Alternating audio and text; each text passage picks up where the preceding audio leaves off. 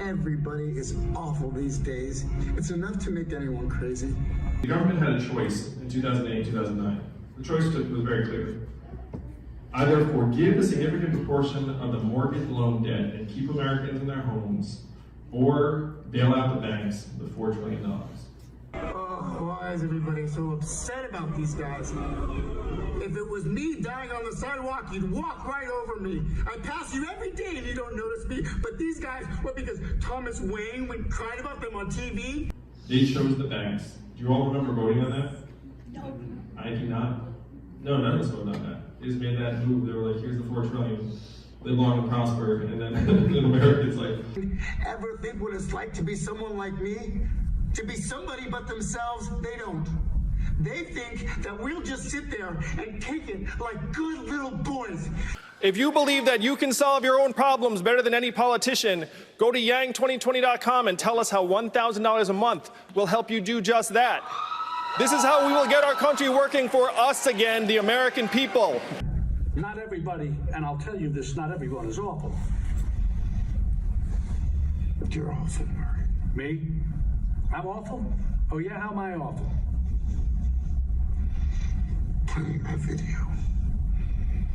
Inviting me on the show. You just wanted to make fun of me. Mayor Pete Buttigieg.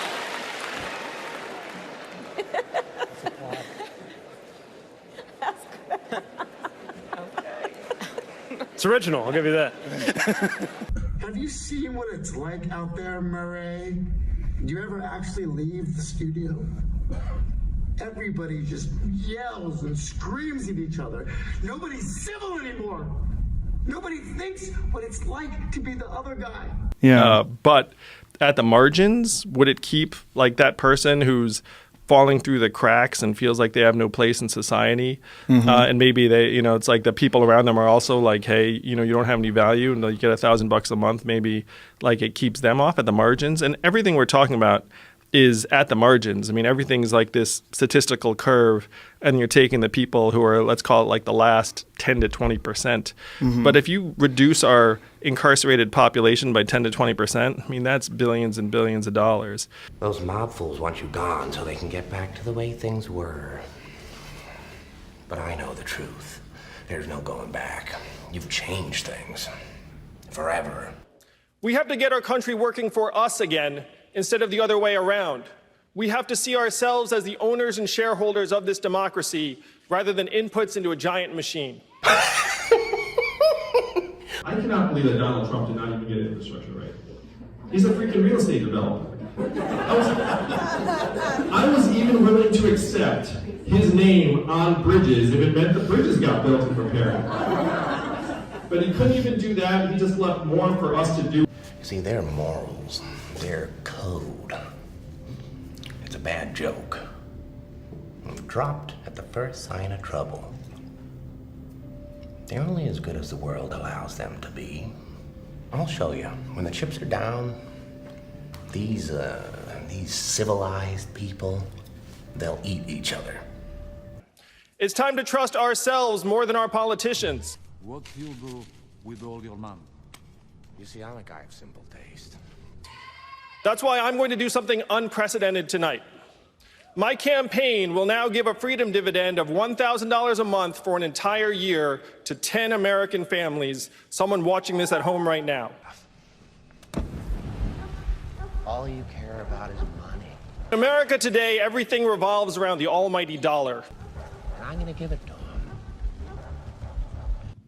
Universal basic income is a policy where everyone in a society, in this case every U.S. citizen, gets a certain amount of money to meet your basic needs, no questions asked. So my proposal of freedom dividend would be $1,000 a month in the hands of every American adult starting at age 18 until the day you die. $12,000 a year. It's not about money.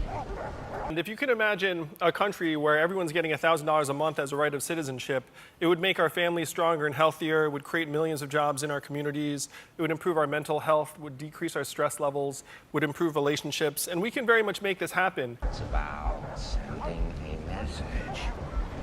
We're in the midst of what experts are calling the fourth industrial revolution.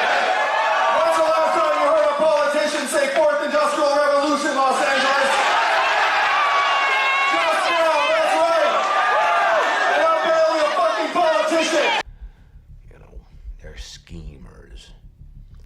schemers trying to control their little worlds.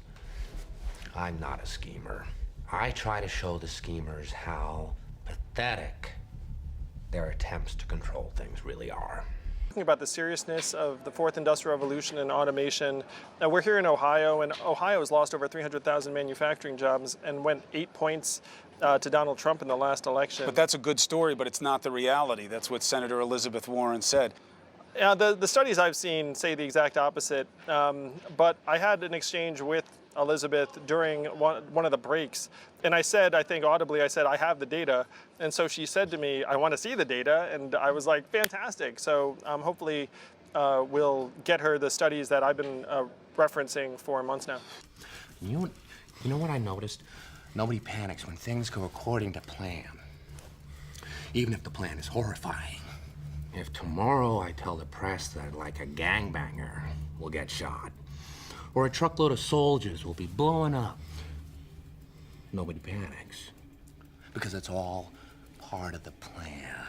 Everyone thinks it's totally fine for a billionaire to spend 10 million plus, essentially buying his way on the debate stage, and everyone's like, oh, that's fine. But then a campaign literally giving money to American citizens to do whatever they want, like that is problematic. Well, then everyone loses their minds. Until their spirit breaks completely.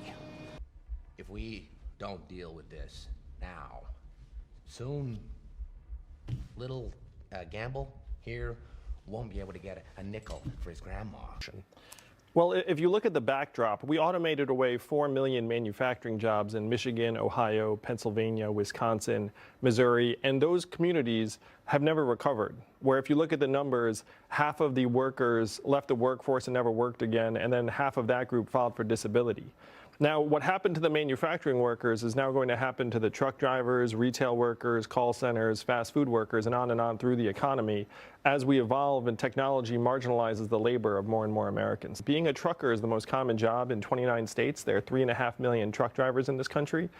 And my friends in Silicon Valley are working on trucks that can drive themselves because that's where the money is, where we can save tens, even hundreds of billions of dollars by trying to automate that job. But I was just with truck drivers in Iowa last week, and imagining that community recovering from their income going from, let's call it $50,000 a year to much, much less than that catastrophically, it's going to be a disaster for many, many American communities. Because I think it would be insane to just sit back and watch this automation wave overtake our communities and our economy. So we're not ostriches. We can get our heads up out of the sand and say, look, we get it.